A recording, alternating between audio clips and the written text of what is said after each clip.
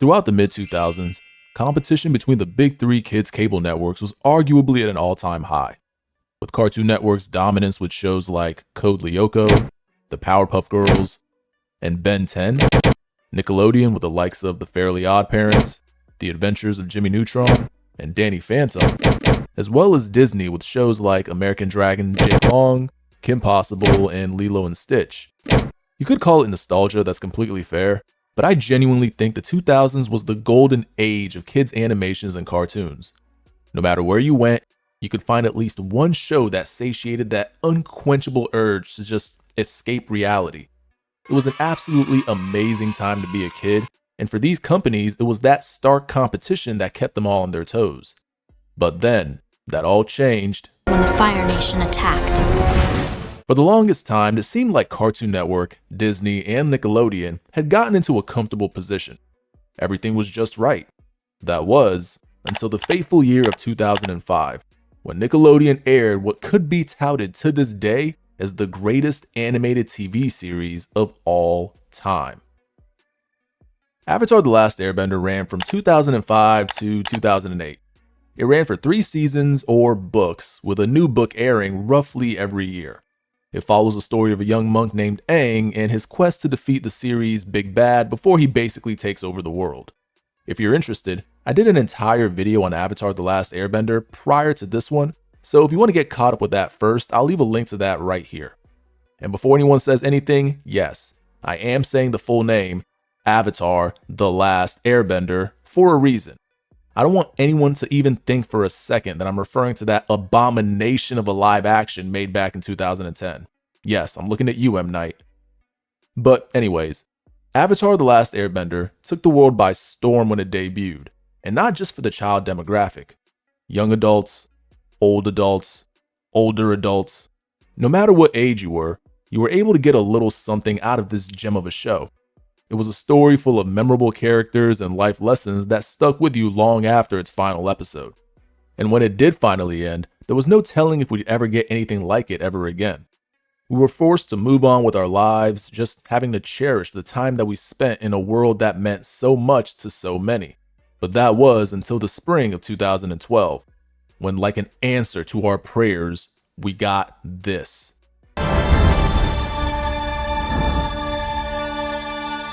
Boy, ain't no way, boy. Boy, ain't no way, boy. Boy, ain't no way, boy. It was like the powers upon high had answered our prayers when we least expected it and blessed us with a sequel to one of the most loved TV shows of all time. The Legend of Korra was exactly what we were waiting for these past 4 years. This was the one thing that could possibly top the experience that was Avatar: The Last Airbender. Or was it? I'm the Avatar! You gotta deal with it! The events of The Legend of Korra takes place roughly 70 years after the end of The Last Airbender. And before anyone says anything, yes, I am saying the full name, Avatar: The Last Airbender, for a reason. I don't want anyone to even think for a second that I'm referring to that abomination of a live action made back in 2010.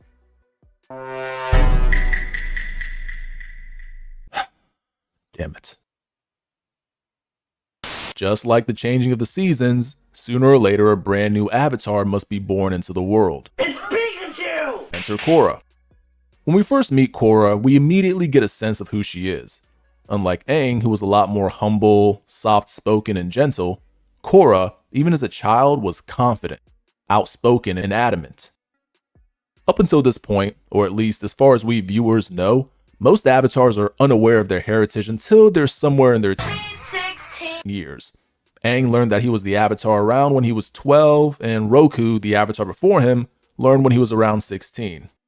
In contrast, Korra was very much aware she was the Avatar by the age of 4. 4!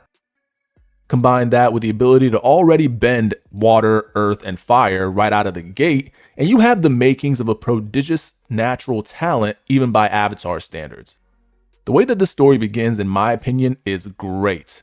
In contrast to Aang's story, where he started as a master of one element and then having to find teachers to help him master the others, Korra was the exact opposite. Not only was she proficient in 3 out of the 4, her teachers instead came to her. This is where some of the initial complaints start when it comes to this show. Some people thought that compared to Aang's struggle, Korra got too easy of a head start. Being able to bend 3 elements at such a young age, growing up sheltered in what's basically royalty, and not having to travel the world to find teachers, and also due to the fact that she was a girl, many members of the fanbase thought that she began her life on easy mode. Personally, I agree with some things, but not others. Her not going on a journey to find her teachers is a fair point, but remember, not only did she find out on her own that she was the Avatar, she did so before the age of 4. Previous incarnations, as far as we know, never knew their status before the age of 16. Even Aang was told earlier than he was supposed to. So under these circumstances, what did you expect them to do? Just let a 4-year-old travel the world in search of masters? Like, come on. And about her being of the fairer sex. Yeah, I don't know why I said it like that, but I don't see an issue with it. Her being a girl didn't stop the writers from abusing the crap out of her throughout the series, so it's a pretty moot point. The Legend of Korra ran for 4 seasons, with the first season being somewhat similar to how they did it in The Last Airbender. In Atla, each season focused on the element that Aang had to learn. So with him already knowing airbending, there were 3 seasons, focusing on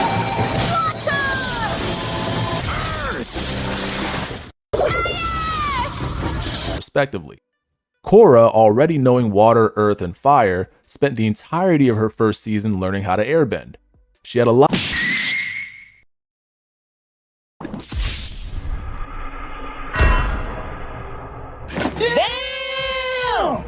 more difficulty with that element because of its innate connection to spirituality. You see, Korra was a formidable physical presence. She could easily lift multiple people off the ground at the same time by herself. Like, this girl was a straight bodybuilder. This was very useful when it came to head-on-head confrontations, but it posed a problem when it came to airbending. Natural-born airbenders were heavily spiritual people, and that translated into the discipline itself. Those who lacked spirituality wouldn't be able to airbend naturally. Unfortunately, Korra was one of those people. Her hot temper and reliance on brute force hindered her spiritual connection. It was so bad that even though she'd been training since she was 4, she's never been able to airbend. She's like 17 in season 1, so we're talking over a decade here. She was also unable to contact her past lives or go into the Avatar state. My disappointment is immeasurable. And my day is ruined. But I mean, 3 out of 4 isn't bad, right? Who needs more than that? The new Team Avatar! So we can't have any good Atlas sequel without touching on Team Avatar. Here we're going to be discussing how this new team is nowhere near as good as, does a really great job of living up to our expectations. Our first member is going to be the man, the myth, the legend himself, Mako. And when I say legend, I mean it. Not only did he bag 2 baddies throughout the show, but he fumbled them both so badly that he turned them by for each other. Legendary. Especially this one. Yeah, he really fumbled with her. So Mako starts off as sort of the Zuko for this series, just not as edgy, even though he tries to be. He's the typical cool, street smart bad boy athlete that gets all the women Niagara falling. Next, we have Bolin. Yeah. Mako's little brother. He's the comedic relief of the group, but he's got nothing on the OG. Overall, I don't really have too many problems with him aside from some questionable decisions he makes later on in the series. Then we have Asami. Ooh, Asami. Best girl in the show, I don't care what anybody says. Asami is the last official member of Team Avatar, if you don't count Tenzin, who, by the way, is a savage in his own right. So if we're comparing the 2 casts 1-to-1, fair arguments could be made that they're all pretty interesting and complex on their own. But what I think Locke's cast was really lacking is the familial bond that the old crew had. In my opinion, this was due to a couple reasons. The first was the story structure. Atla's story was overarching, spanning across 3 seasons. No matter what side quests they took, the overall mission was the same: defeat the Fire Lord and end the war. Simple. This allowed the cast to explore their own issues and also forced them to come back together and focus on their shared goal. The next was their time limit. A lot of people tend to forget that The Last Airbender took place within a year. I mean, I forget it too sometimes, but the threat of impending doom would definitely inspire people to build fast relationships. And the last thing I wanted to point out is something I don't see many people bring up, and that would be age. Atlas' crew got together when they were all relatively young. We're talking like early to mid-teens. In general, it would be a lot easier to build familial bonds when you meet someone as a child than you would. This brings me to Korra. For one, there is no overarching story this time. Each season is its own standalone story that references what happens in the prior seasons. 2, there is no time limit per se. In fact, there were frequent time skips between seasons. And some of those time skips spanned years. When you first meet Korra, she goes from 4 to 17 years old, so pretty much an adult. And that goes for the rest of the group. They're all basically grown, with one practically owning her own company. This lack of consistent on-screen development shared between the cast plays a major role in the group not feeling as close as they should be throughout the series. It's an incredible tale. So the first season of Locke, in my opinion, was the best season. Not only because of the problem that it focused on, but also because of this savage. This dude right here is not just a man. Oh, no. This is a Mon.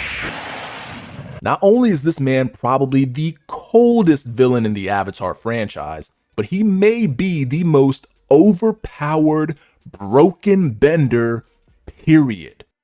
At the very least, the most broken waterbender.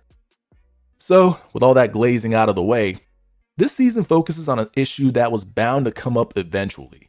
In a world where people had power over others, it was just a matter of time before certain unsavory individuals would take advantage. For example, you had bender gangs that would extort non-bending people for protection. Wink wink, etc., etc. This would of course lead to those being oppressed to rise up and start a movement for equal rights.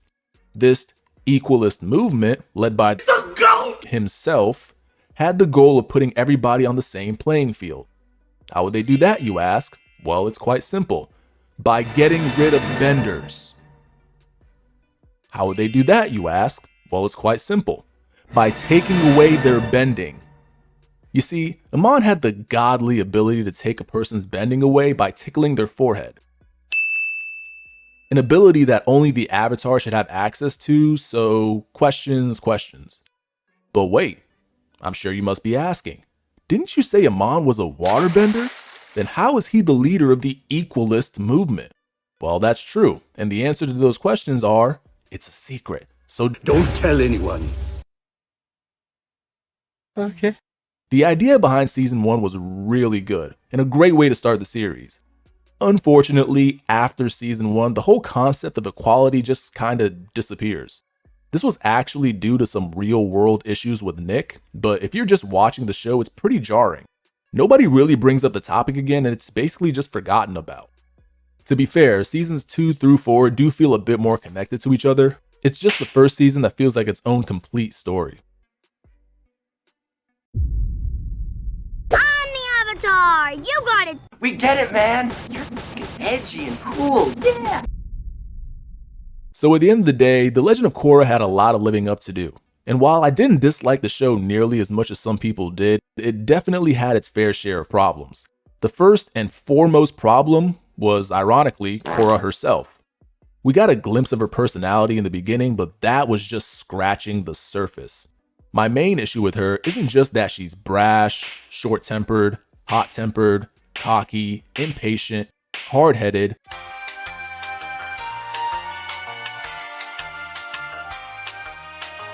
and overall just annoying in general. Yes, she's all of those things, but that's not my biggest problem with her. My main problem with her as a character is her lack of character growth. In my opinion, she doesn't really grow out of her bratty phase until about the 3rd season. Season 4 is when I think she fully develops as a character. Although the first season is my overall favorite, Korra in season 4 is probably my favorite version of her. By this point, she'd been through a lot of stuff, and I mean a lot of stuff. What is happening? So she really had no choice but to grow as a person. If I had to compare to anyone, it would probably have to be GT Goku, who is also my favorite version of Goku as well. You can see how much wisdom he's accumulated with his age despite all of his struggles, and Korra by this point gives off similar vibes. So at the end of the day, although Locke wasn't as enjoyable of a series as its predecessor, it was still pretty enjoyable to watch, at least for me. Yes, there were times when Korra had me face-palming consistently, but the need to know how the story progressed kept me engaged. If I had to rank the two on a scale, I'd say The Last Airbender is a 10 out of 10 and Korra would be about a 6. It's not a bad show on its own. The animation quality is hands down its greatest feature, but as a sequel, it left a lot to be desired. If you guys enjoyed the video, don't forget to like and subscribe for more similar content, and feel free to share this video to anybody you think may enjoy it as well. With all that being said, I hope you guys have a great day, and I'll catch you again in the next video. Peace.